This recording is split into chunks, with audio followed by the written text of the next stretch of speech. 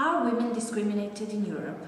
Journalists from Greek, French and Croatian e-twinning team explore the position of women in their countries. Here are their stories.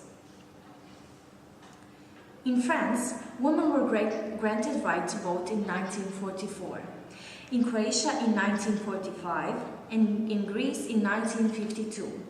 Four prominent ladies, Marija Jurić-Zagorka in Croatia, Kalihore Paren in Greece, and Olympe de Gouges and Simone de Beauvoir in France played a key role in ensuring that right.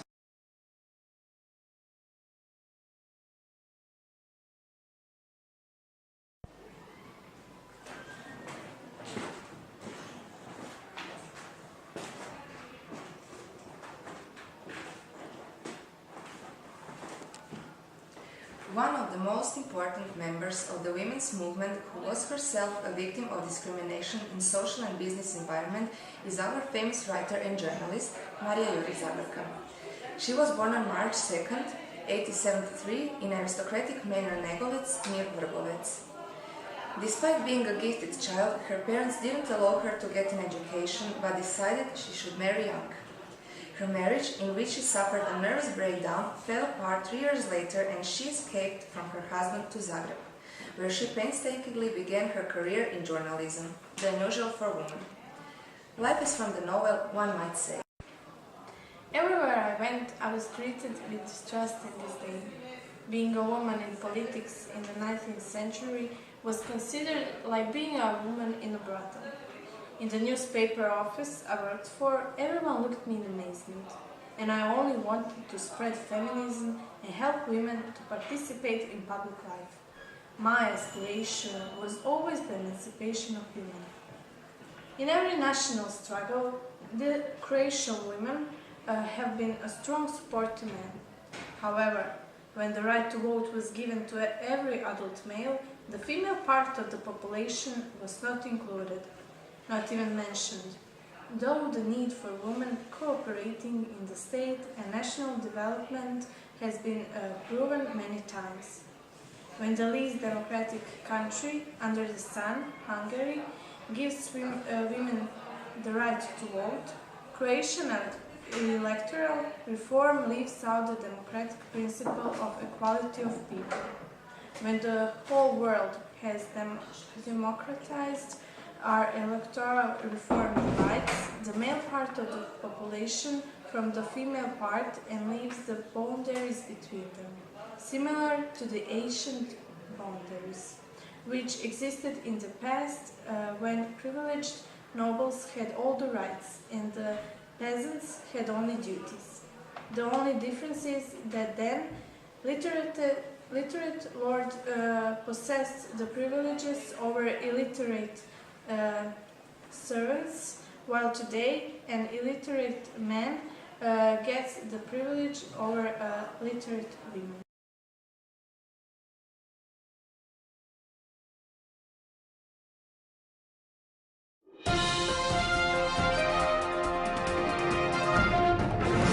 Good morning and welcome in our special edition, which is talking about famous women in Europe.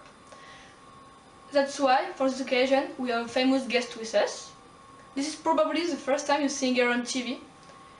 She is a writer of a lot of books, including The Second Sex. It's through her essay that she has played an historic role in transforming ideas of our time. And she identified the second role of woman in society. That's why I want a round of applause for Simone de Beauvoir. Thank you. So we are going to talk about the second sex. There is a really important sentence in your book, which is, one is not born a woman, one becomes one. Could you explain? Yes, this formula is the base of all my theories, that being a woman is not a natural fact. It's a result of a certain history. There is no biological, psychological destiny. It's the product of an history, a culture, an education. How can you explain the fact that we become a woman? There are certainly many reasons to explain there is the way that women are shaped in their childhood, and there is no inequality between boys and girls during the childhood. Can you give us an example? Okay, when boys get older and start making atoms, for example, to be independent, insolent, to play tricks, they are encouraged and their family find them funny. But a woman, however, will be put in her place. In other words, it's women, mothers, who create the discrimination. When a woman is not like them, they think it's a monster, and their concern is their daughter to be feminine, pretty. So yes, it's women, but of course under pressure from the men. Because as a whole, have taught women as a whole to act in the way passive, self-effacing, submissive. Isn't it a really economic situation? Since until very recently, the best thing for a girl was to be pretty, to be desirable to men, in order to ensure financial support for marriage and other ways. Certainly it's economic, but it comes from what I said earlier. Why is she a woman economically dependent? Because men have all the jobs, and especially the interesting one. Moreover, you found an association, which is the MLF. Could you tell us a little bit more about it? Oh yes, it's a women's rights league who try to fight against all the forms of sexism. We would like the law that makes racial discrimination illegal do the same for sex discrimination. Okay, so right now this emission is now over. So thanks Simon to have been with us. We really enjoyed this emission with you, and we hope that your ideas are going to be understood and heard by the government and by the population, and we hope that it's going to change. So thanks. Goodbye.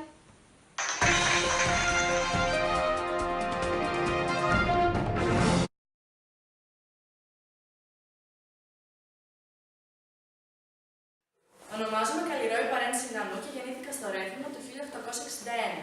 Σύζυγός μου είναι ο Ιωάννης Παρέν, ιδρυτής του Αθηναϊκού Πρακτορείου Ειδήσεων. Μετά τη βασική παιδεία που έλαβα, φοιτήσα στη Γαλλική Σχολή των Καλογραιών και έγινα δασκάλα. Στη συνέχεια, με τη βοήθεια του άντρα μου, έγινα η πρώτη Ελληνίδα δημοσιογράφος, εκδότρια και διευθύντρια της Εφημερίδας των Κυριών το 1887. Ένα σημαντικό πρόβλημα της εποχής μου ήταν η υποβαθμισμένη θέση της γυναίκας. Μετά από πολλές προσπάθειές μου για την κατοχήρωση του δικαιώματος του εκλέγει και εκλέγεστε για τις γυναίκες, με άμεσες πιέσεις και μέσα από την εφημερίδα μου, το αποτέλεσμα ήταν η κυβέρνηση να με εξορίσει. Κατόρθωσα όμως πριν από αυτό να εκπροσωπήσω την Ελλάδα σε διάφορα συνέδρια στο εξωτερικό. Μετά από αυτούς τους σκόπους και αγώνες μου, είμαι πλέον ευτυχής και ήσυχη, μπορώ να αναπαυθώ, εφόσον αισθάνομαι ότι αφήνω πίσω μου μια αδυνά πλάση της φοράς, την οποία εμείς, αιωλοί και πρωτοπόροι, στήραμε, στην τότε άγωνο και πετρώδη γη. Και είμαι βεβαία ότι από εσάς, καλές μου συνεργάτες, θα δημιουργηθεί η τέλεια γυναίκα της αύριο. Γι' αυτό σας παροτρύνω να συνεχίσετε το έργο μου και να αγωνιστείτε για μια ανεξάρτητη και ελεύθερη γυναίκα. When it comes to discrimination in sport, we have a story about an athlete who, due to discrimination, gave up the sport that she was successfully engaged in. Let's hear her story. Mrs. Until recently you successfully practiced skating and even won some awards. Why did you cancel it? Well, I wouldn't say I just canceled it. I was forced to leave. I was with my friend in the gay pride. We were in the column and we were advocating their rights from LGBT people. And those pictures, and I was signable on them, they show up in the newspapers, and the gossip spread all around the club, and the members saw it, and of course that came to the leaders of the club, and they suggested me that I should leave the club, and the members said that they would expel me because of that, so I left on my own. With what problems women are faced today at the job interview? We will see in the next video clip. Περάστε. Καλημέρα σας. Καλημέρα. Ήρθα για την προγραμματισμένη μας συνέντευξη για τη θέση εργασίας που προσφέρετε. Ας ξεκινήσουμε με τα βασικά. Διάβασα το βιογραφικό σας και μου φάνηκε αρκετά ενδιαφέρον. Χαίρομαι που το ακούω αυτό. Πιστεύω πως η συνεργασία μας θα έχει να προσφέρει πολλά και στην εφημερίδα μας, αλλά και εσάς την ίδια. Γι' αυτό θα ήθελα να μάθω περισσότερα για την προσωπικότητά σας. Λοιπόν, στις προηγούμενες συνεργασίες μου με άλλες εφημερίδες, μου δόθηκε η ευκαιρία να γράψω σε διαφορετικές στήλες, διαπραγματευόμενοι πολλά και διαφορετικά θέματα. Ασχολούμαι χρόνια με τον αθλητισμό, ιδιαίτερα με τον στίβο, ακόμη και με τον αθλητισμό. Χαίρομαι που το ακούω αυτό. Είναι καλό να είστε τέτοια στις μέρες μας. Ξέρετε, πολλές γυναίκες ασχολούνται με διαφορετικά πράγματα. Τι εννοείτε? Μια από τις επιδιώξεις κάνει γυναίκες είναι να κάνει οικογένεια. Διακρίνω μια αναστάτωση. Όχι, καθόλου. Δεν καταλαβαίνω το λόγο πάνω αυτό το δίκαιο. Μήπως θέλετε να συζητήσουμε κάτι? Η αλήθεια είναι ότι δίστασα πολύ να έρθω, παρόλο που θέλω πολύ αυτή τη δουλειά. Θα ήθελα να γίνετε λίγο πιο συγκεκριμένοι. Να ανακάλυψω ότι είμαι έγκυος. Κοιτάξτε, εδώ αλλάζουν τα πράγματα. Τι πάει να πει αλλάζουν τα πράγματα? Τι σχέση έχει αυτό? Όλοι οι εργοδότες την ίδια αντίδραση έχετε και ειλικρινά δεν το καταλαβαίνω καθόλου αυτό. Η διαδικασία κάπως απαιτεί εργασιακή άδεια. Και μετά τη γέννα θα χρειαστεί να ρίξετε για αρκετό καιρό. Μα αυτό έγκυται στις υποχρεώσεις του κράτους. Το ξέρω αυτό, Δεσποινής. Αλλά η εφημερίδα μας στην κατάσταση που είστε δεν επιτρέπει κάτι τέτοιο. Αυτή τη δικαιολογία την έχω ακούσει πολλές φορές. Και αυτό το χρησιμοποιείτε ως πρόφαση, γιατί κατά βάθος δεν μπορείτε να δεχτείτε ότι μια γυναίκα μπορεί να κάνει εξίσου καλά τη δουλειά της όπως και ένας άντρας. Δεν είπα ούτε νόμιζα κάτι τέτοιο. Νομίζω πως παρεξηγήσατε τα λόγια μου. Ξέρω πολύ καλά τι καταλαβαίνω. Ευχαριστώ πολύ για τον χρόνο σας. Γεια σας. Why have you decided to reply to our ad? I applied because I always wanted to be a part of your company, and from an early age I was a big fan of your brand, and the job in this company is the fulfillment of all my dreams and life expectations. What salary do you expect? Salary is not important to me. I'm here for the love of work, and the material things do not mean much to me. Where do you see yourself in 5 years? Well, I plan to finish my master's degree, doctorate, learn Chinese, Turkish and Russian, and all my free time I will devote to humanitarian work. What is your sexual orientation? Straight. Well, I assume that you plan to get married and have children. Do you plan to get pregnant in the next 3 years? Probably, besides finishing a master's degree, doctors, and learning Chinese, Turkish and Russian, I will have time for a love life. Hi everybody! Today we're going to tell you about one of the most important problems in our society, women discrimination, and more precisely discrimination at work. It's true that women are disadvantaged at work, and we are going to try to prove it thanks to a hidden camera. The scene takes place during a job interview, and two persons, a man and a woman, present themselves to try to get the job. Are you here for the employee recruitment? Yeah. I'm freaking out. I really want to get this job. You? I don't really care, my mom forced me to come. Right. So it's time. I'm ready to receive the candidates. Mrs. Clark. Mrs.? Oh gosh, it's my turn. Okay. Wish me luck. Believe me, you won't need it. Yes, come in.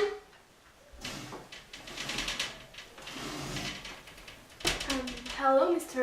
Burbank. I'm Mrs. Clark. Hello, nice to meet you. Nice to meet you too. So I'm the boss of the Phony Technology Association. Please take a seat. Thank you. So, Mrs. Clark, how old are you? I just turned 26. What are your qualities? Well, I think I'm organized, tidy, respectful, helpful, and quite hard worker. What experiences do you have work-wise? Well, first I worked 1 year in a pool association, and then I worked for 2 years as a secretary in a computer company. Okay. Well, I also studied at Stanford University, you know. Oh, but you have to be a very good student to go there. But I was actually. I got my economic degree with high honors. Oh, it's a good point. So, as you know, in this job, you will have to call people and sell them computers. So, why do you think you deserve this job? It's true that I'm really convincing and I'm really good at communication. And, well, I can speak several languages, like, of course, English, and also French, Spanish, and Chinese. Oh, Chinese. Do you have a boyfriend? Yes. Why? Do you plan on having kids anytime soon? Oh, well, it's not exactly part of my plans right now, so... Yes, because you know it's hard for me to hire women because of this. And I hate slackers. Yeah. So, yeah, because I need serious workers and I won't hesitate on firing you if you don't take this seriously. No, I swear I'll take this job extremely seriously. Okay, I will think about this and I eventually call you back. Thank you. Okay.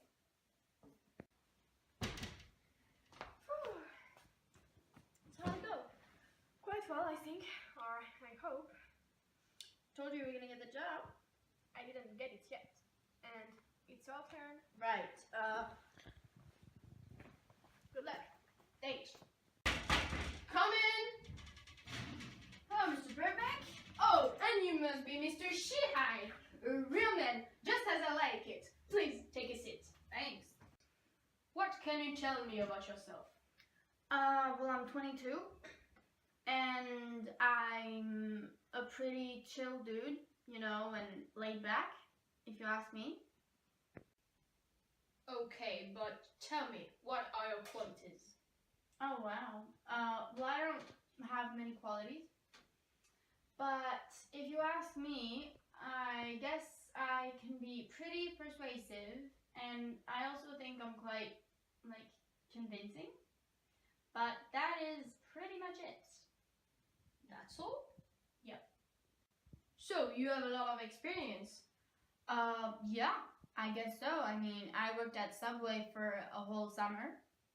And I also sold fresh fruit in Mexico for about a whole year.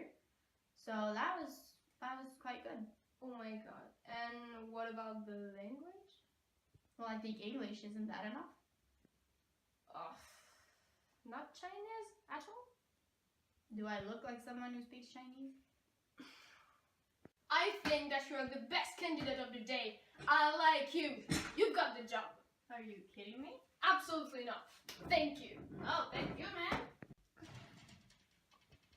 Okay, see you on Monday morning to begin your new job. Sounds good. Seriously? Well, sorry. This is so unfair! As we saw in this video, in this case, the boss chose the man for the job, even if clearly the woman got the best qualities. Discrimination at work can be a lot of things. It can be being injured every day at work, or inequalities during a job interview, as we saw in this example, or finally a big differences between a woman and a man's salary. Nowadays, 34% of the women get the feeling that they were victims of discrimination just because they are a woman. One of the most important reasons of this discrimination seems to be the pregnancy. In fact, 50% of people in France think that being pregnant is a big drawback to have a good professional career. In addition, 28% of the women that were pregnant got the feeling that they were discriminated because of that. It can be to get a high responsibility job, or to do a formation, or to get a pay increase, or during a job interview.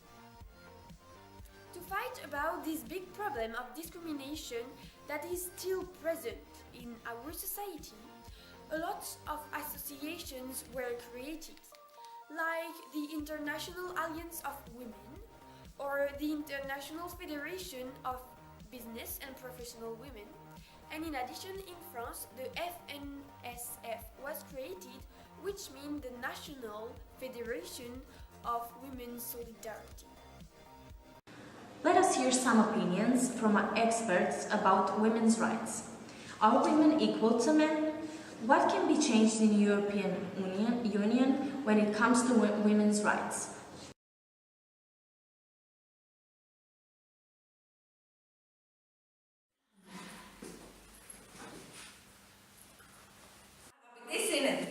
Συγκεντρωθήκαμε σήμερα εδώ, σε αυτό το συνεδριακό χώρο, με αφορμή το θέμα που ταβανίζει την κοινωνία, σχετικά με την αντιμετώπιση του γυναικείου φύλου από το ευρύ κοινωνικό περιβάλλον. Αποτελεί ένα θέμα που έχει πάρει μεγάλες διαστάσεις τα τελευταία χρόνια, καθώς με την είσοδο της γυναίκας στον εργασιακό τομέα αυξήθηκαν οι ρατσιστικές συμπεριφορές απέναντί της. Για την καλύτερη διευθέτηση του θέματος, 4 ειδικοί, από τη δικιά του σκοπιά ο καθένας, θα μας αναλύσουν τους τρόπους αντιμετώπισης του.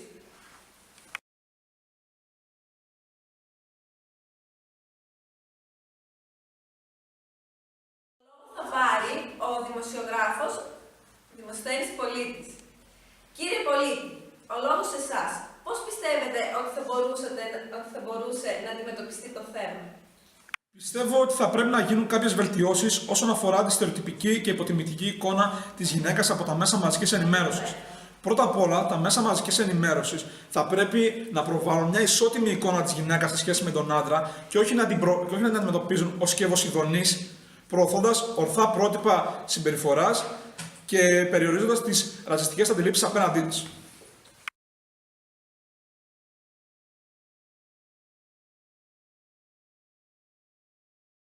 As a journalist, you often wrote about women's rights. What is your vision of the problems, and is there any solution? From the research which has taken part in several European countries, it can be inferred that in Croatia, a young woman is pretty much discriminated.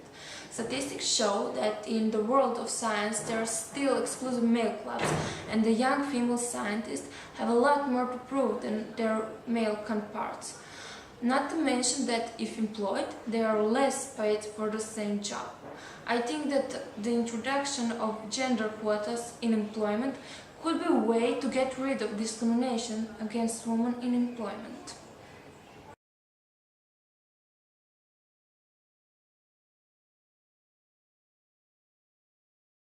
We are now going to focus on one of the most important struggles nowadays for women, equality at work.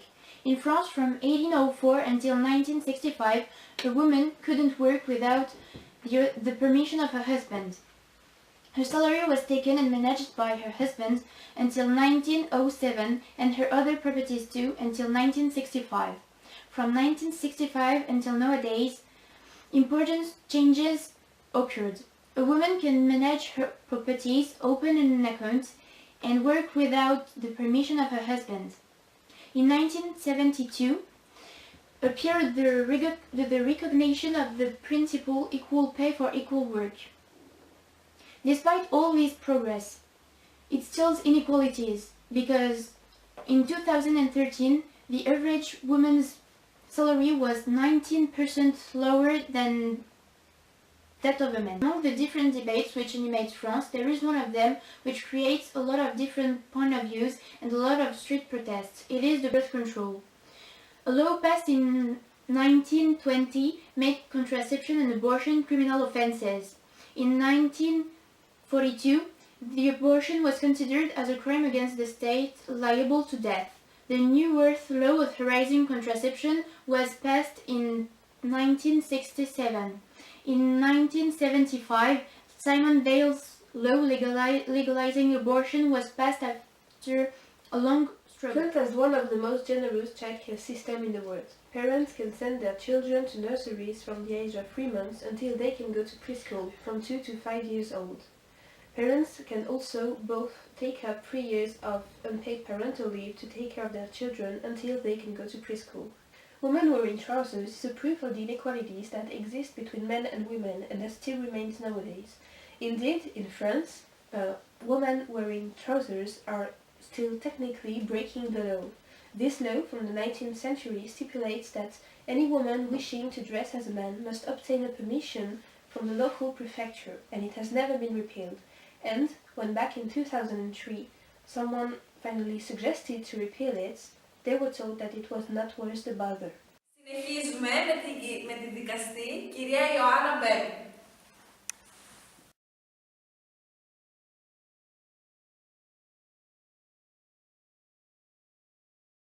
Πρώτα απ' όλα, θεωρώ πως η γυναίκα θα πρέπει να προστατεύεται νομικά. Τα δικαιώματά της θα πρέπει να είναι σεβαστά και οι παραβατικές συμπεριφορές να τιμωρούνται. Θα ήταν ένα αποτελεσματικό βήμα έτσι ώστε να περιοριστεί η εκμετάλλευση των γυναικών. Ευχαριστούμε πολύ, κυρία Μπέλου. Το λόγο θα πάρει η ψυχολόγος Ανθείο Ακινίδου. Ποιους τρόπους προτείνετε εσείς?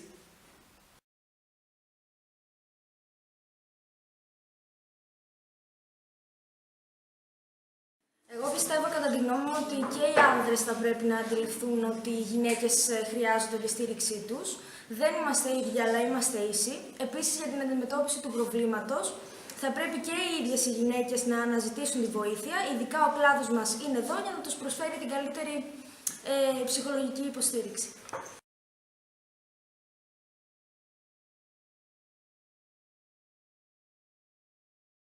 Mrs. Lipovats, what does psychology say? Why is it so? Croatia is still a very patriarchal society where women are often discriminated. 36% of Croatian men think that a woman's place is at home and that her most important role is caring for home and family. The first and main task in the 21st century is Croatia is still enlightenment, in which citizenship education can play a major role. Only by educating the youth in the spirit of democracy and tolerance, we will have the opportunity to change something. Τέλος, απευθυνόμαστε σε εσάς, κυρία Αντιγόνια Κόμπου. Ποιοι τρόποι υπάρχουν κατά τη γνώμη σας?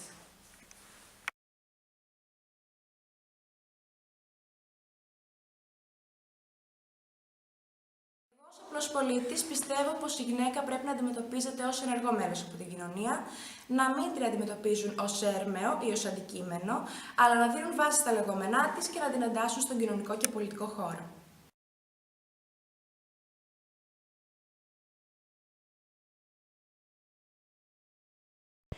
Women are paid for about 10% less than men for the same job in Croatia. They are also discriminated more often when they search for a job. An employer will never ask man if he plans to get married and start a family. Discrimination by gender and age is a common practice that is almost never punished. Stricter penalties for discriminatory question at job interviews and higher penalties for employers who prefer men with lower qualifications against women with higher ones could change such a state.